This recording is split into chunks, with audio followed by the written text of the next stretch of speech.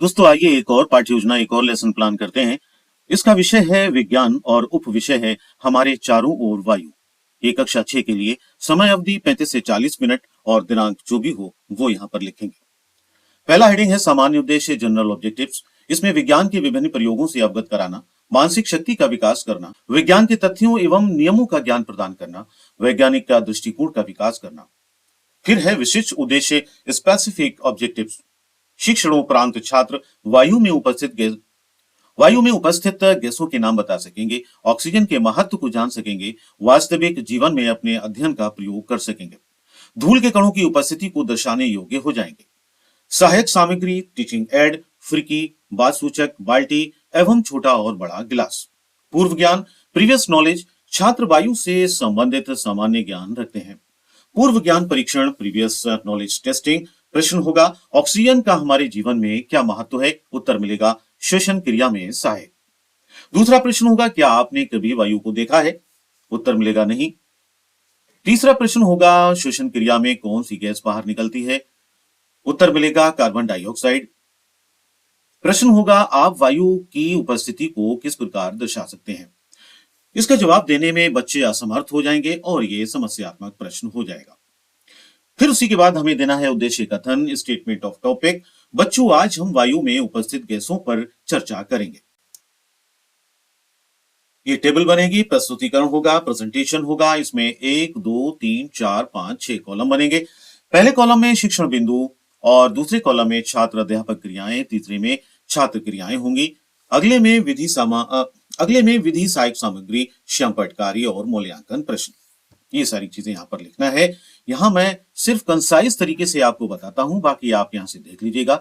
शिक्षण बिंदु है वायु, अध्यापक कथन पहले होगा। यहाँ पर बच्चों वायु की उपस्थिति कई तरीकों से अनुभव की होगी। बच्चों वायु की उपस्थिति कई तरीकों से अनुभव की होगी। कपड़े सुखाने वाले तार पर लटके कपड़े धीरे धीरे हिलते हैं। पंखे के चालू होने पर खुली पुस्तक के पृष्ठ आवाज करने लगते हैं। वायु के बहने के कारण ही आपकी पतंग का उड़ना संभव होता है। तूफानों के समय वायु बहुत तेज गति से चलती है। कभी कभी तो ये पेड़ों को भी उखाड़ देती है तथा छतों के ऊपरी हिस्सों को भी उड़ाकर ले जाती है। प्रयोग होगा फिरकी का प्रयोग। अध्यापक छात्रों को फिरकी एवं वात सूचक के प्रयोगों द्वारा वायु के उपस्थित होने का प्रमाण देता है। प्रयोग होगा दूसरा वायु की उपस्थिति के बारे में। कांच की एक खाली बोतल लीजिए, बोतल के खुले मुख को पानी से भरी बाल्टी में डुबाएं। बोतल को ध्यान से देखिए, क्या पानी बोतल के अंदर प्रवेश करता है? अब बोतल को थोड़ा सा तिरछा कीजिए। क्या अब पानी बोतल में प्रवेश करता है? क्या आप ये देखते हैं कि बोतल में से कुछ बुलबुले बाहर आते हैं या बुदबुदाहट सुनाई देती है? यहां पर ये छात्र क्रियाएं होंगी। फिर उसके बाद ये जो सहायक सामग्री और विधि होगी वो यहां पर लिखा जाएगा। श्यामपट्ट कार्य जो भी होगा वो यहां पर होगा और मूल्यांकन प्रश्न यहां पर होंगे।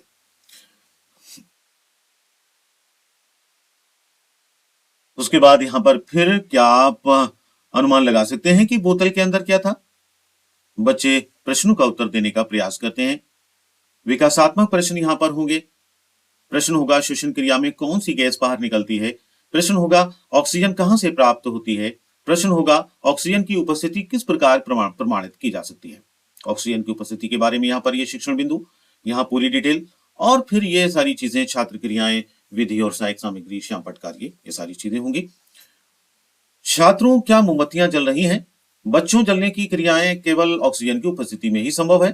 अब ऑक्सीजन जलती हुई मोमबत्ती के द्वारा प्रयोग कर ली जाती है तो मोमबत्ती अधिक समय तक नहीं जल पाती है तथा वो बुझ जाती है। गिलास के अंदर ऑक्सीजन द्वारा घेरा हुआ स्थान भी रिक्त हो जाता है और इस स्थान को भरने के लिए जल ऊपर चढ़ जाता है। छात्र अध्यापिका छात्रों से प्रयोग संबंधित मूल्यांकन प्रश्न पूछती है। यहाँ पर छात्र क्रियाएं होंगी, श्यामपट्ट कार्य होगा, मूल्यांकन प्रश्न होंगे। विकासात्मक प्रश्न होंगे, हम सांस कहां से लेते हैं? उत्तर मिलेगा नाक के द्वारा। प्रश्न होगा क्या हमें मुंह से सांस लेनी चाहिए? उत्तर मिलेगा नहीं। प्रश्न होगा क्या वायु में धूल कण उपस्थित होते हैं? फिर यह समस्यात्मक प्रश्न हो जाएगा। प्रदर्शन एवं प्रयोग विधि और वायु में धूल के कण, ये सारी चीजें। फिर बाद में हमें देना है मूल्यांकन प्रश्न, इवैल्यूएशन क्वेश्चन। वायु के संघटक क्या हैं? वायु ज्वलन में सहायक होती है, स्पष्ट कीजिए, रिक्त स्थान भरिए।